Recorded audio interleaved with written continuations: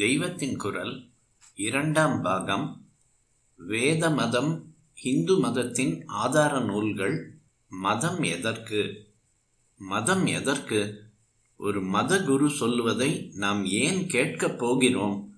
நமக்கு கஷ்டம் போவதற்காகவும் குறை நீங்குவதற்காகவும் போகிறோம்.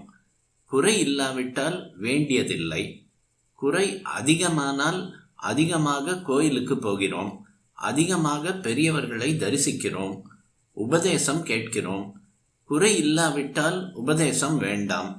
நமக்குள்ள சந்தேகங்களையும் கஷ்டங்களையும் போக்கிக் கொள்வதற்காக நாம் பெரியவர்களிடம் போகிறோம், புஸ்தகங்களை வாசிக்கிறோம், நல்லவர்களிடம் உபதேசம் பெறுகிறோம், மகா க்ஷேத்திரங்களுக்கு போகிறோம், தீர்த்த ஸ்நானம் செய்கிறோம். அப்படி செய்வதால் மனது கொஞ்சம் கொஞ்சமாக சாந்தி அடைகிறது. முழுவதும் சாந்தி அடைந்தவர்கள் வெட்டினாலும் குத்தினாலும் பூஷித்தாலும் தூஷித்தாலும் ஆனந்தமாக இருக்கிறார்கள். புஸ்தகம் வாசித்தல், குரு தரிசனம் செய்தல் முதலியவற்றால் மற்றவர்களுக்கும் தற்காலிகமாவது இந்த சாந்தி ஏற்படுகிறது. எல்லா ஜாதிகளிலும் மகான்கள் கிளம்புகிறார்கள், மனதில் சாந்தி அடைகிறார்கள். இந்த சாந்திக்குரிய மார்க்கத்தை தான் மதம் என்பது. இதன் இன்னொரு பேர் தர்மம் என்று சொல்வார்கள். தர்மமானது ஸ்ரேயஸுக்கு சாதனம், அதுதான் மதம்.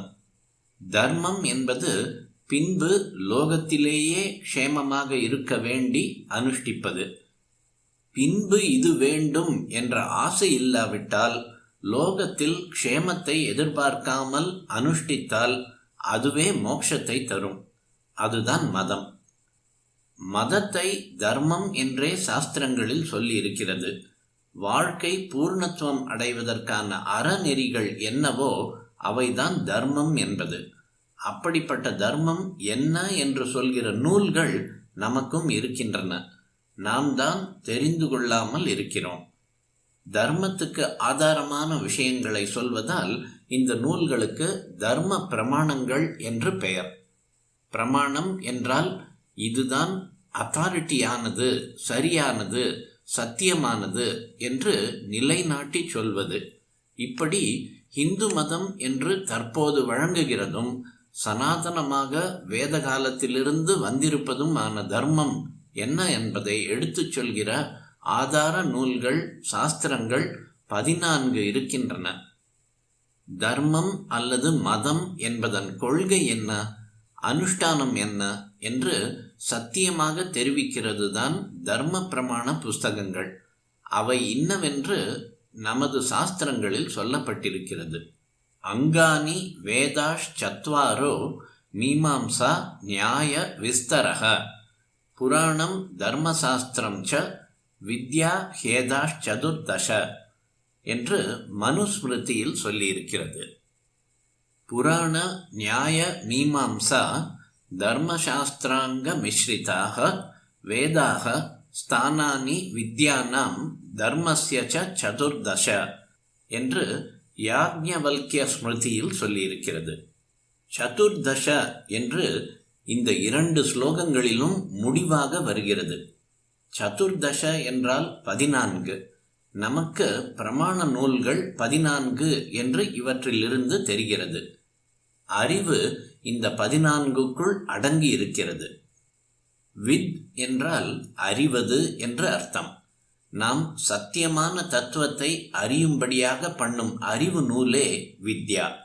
இப்படி 14 இருப்பதுதான் இந்த 2 ஸ்லோகங்களில் வித்யா ஹேதாஷ் சதுர்தச என்றும் வித்யானாம் தர்மஸ்ய சதுர்தச என்பதாகவும் சொல்லப்பட்டிருக்கிறது. அறிவு நூலுக்கு அறிவு நூல், அறநூலுக்கு அறநூல். அதனால்தான் இந்த 14ம் வித்யாஸ்தானம், தர்மஸ்தானம் என்ற 2 பேரையும் பெற்றிருக்கின்றன. ஸ்தானானி வித்யானாம் தர்மஸ்ய சதுர்தச. வித் அறிவது என்றால் இங்கே கண்ட விஷயத்தை தெரிந்து கொள்வது என்று அர்த்தம் இல்லை.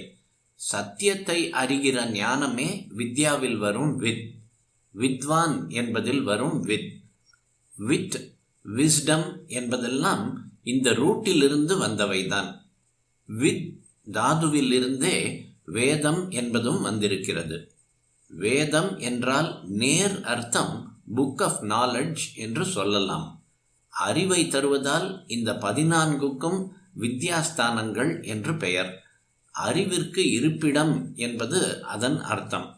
அறத்துக்கு இருப்பிடமானதால் தர்மஸ்தானமாக இருப்பதே இப்படி அறிவுக்கும் இடமாய் உள்ளது.